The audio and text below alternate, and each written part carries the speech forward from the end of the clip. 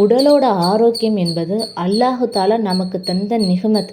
எத்தனையோ மக்கள் காசு இருக்குது, பணம் இருக்குது, உடம்புல ஆரோக்கியம் இல்லை, நலன் இல்லைன்னு எத்தனையோ மருத்துவமனைகளில் எப்படியோ காட்டி என்னென்னவோ செய்கிறாங்க. ஆனால் அல்லாஹு தாலா நமக்கு கை கால் சலாமத்தை கொடுத்துருக்கான், கண்ணோட ஒளிவை கொடுத்துருக்கான், கண்ணோட வெளிச்சத்தை கொடுத்துருக்கான்.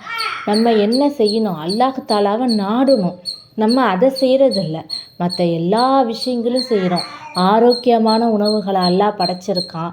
அதற்கு வாங்கிறதுக்கான பொருளாதாரத்தையும் நமக்கு அல்லாஹாலா கொடுத்துருக்கான். அல்லாஹாலா திருக்குர்ஆனில் என்ன சொல்கிறான்? மனிதர்களையும் ஜின்களையும் என்னை வணங்குவதை தவிர வேறு எதற்கும் நான் படைக்கவில்லை என்று சொல்லியிருக்கான். அப்படிப்பட்ட அல்லாஹ்வை நம்ம நாடலை.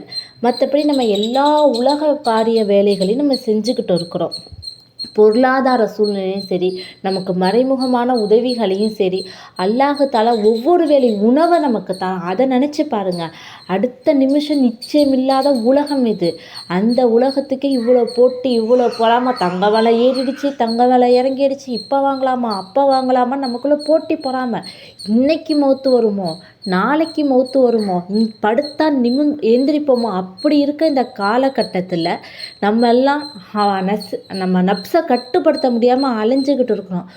ஒரு நிமிஷம் அல்லாஹு தாலா அந்த பாங்கு சத்தத்தை, அல்லாவோட அழைப்பை கேட்டு நம்ம ஒரு 2 ரக்காத்து அல்லாவுக்காக நம்ம என்னைக்காவது தொழுதுருக்கோமா?